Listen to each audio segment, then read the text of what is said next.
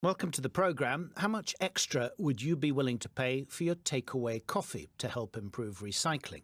Here in the UK, a parliamentary committee has found that Brits throw away 2.5 billion coffee cups every year, and most of those can't be recycled because of that waterproof membrane inside the card cup.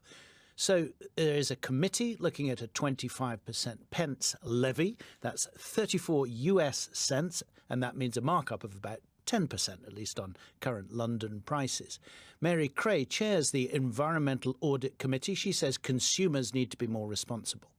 What we want is to make the polluter pay, and it's not fair that at the moment the costs of dealing with litter, with coffee cup disposal, with plastic bottle disposal is met by general taxation through council tax, whether or not people are consuming these products or not. What about those polluters, as she put it? My colleague Philip Hampshire has been out to assess customer reaction. I'm standing outside the Nannis Cafe, which is on the corner of Great Portland Street and New Cavendish Street, right smack in the centre of London.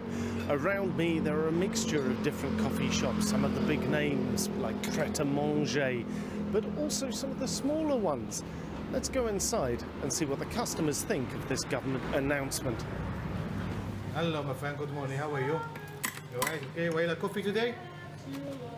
Okay. Your nice coffee for you. The customers are few and far between at the moment. It's the middle of the morning after the early rush as people grab their drink on the way into the office, but before the next rush at lunchtime. Nonetheless, there are still a few people about. Here along the side wall is Joe, a regular who's nursing his drink. What does he make of the idea of a 25p charge for getting coffee in a takeaway cup?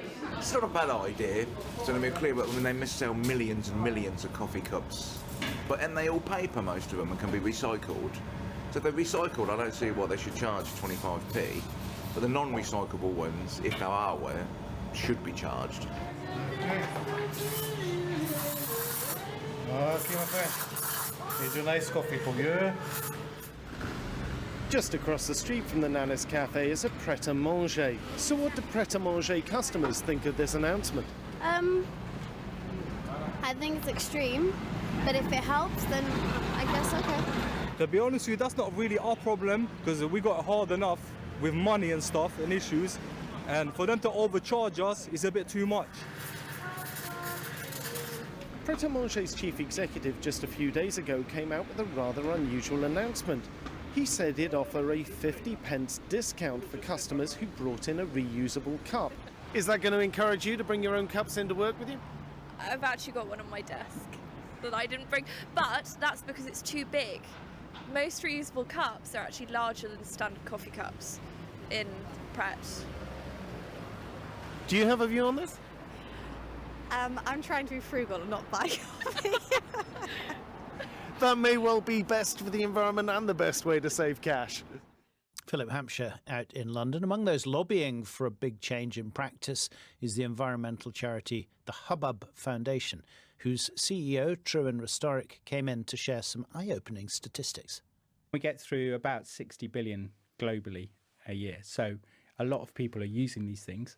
But if you look at them closely, they've actually got a plastic lining inside the cup, and that plastic is melded onto the paper.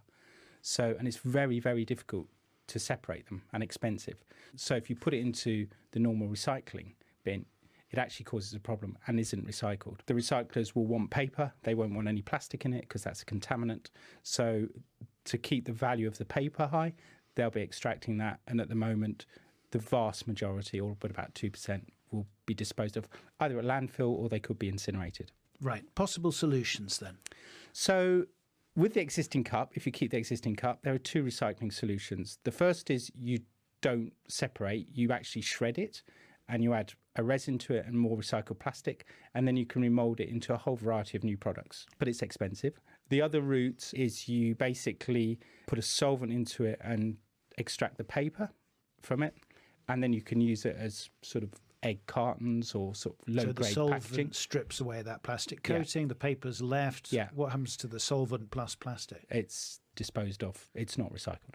The best environmental route and the ideal is for people to reuse cups. So To be fair, a lot of brands are already encouraging that, Yeah. aren't they? But you have to pay. a lot of the brands in the UK are now moving to a place where they will give you up to 50p off your coffee if you take a reusable cup in. That's only shifted behaviour by about 2%. The other way to do it is to redesign the cup entirely.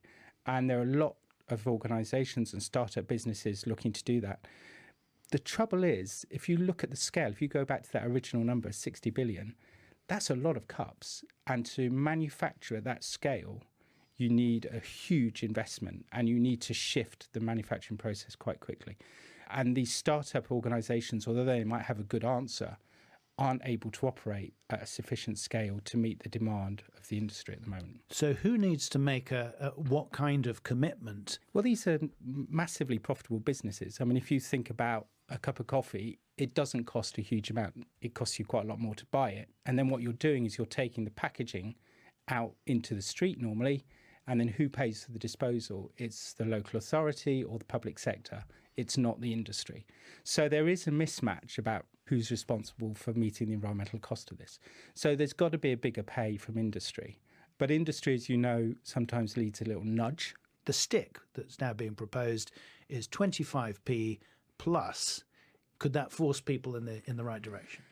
What the MPs have looked at is the carrier bag charge, which has been in the UK, which is only 5p, and shifted behaviour significantly. And what the MPs are asking is, if you tax something, does that shift people's behaviour more than an incentive of an offer? I think it's great the Select Committee have raised the issue. I think it's great that they've proposed quite a radical set of policies. But I think government now needs to really think about how far they will go to shift the industry, but also to keep consumers on board. Trewin Restorick of the Hubbub Foundation.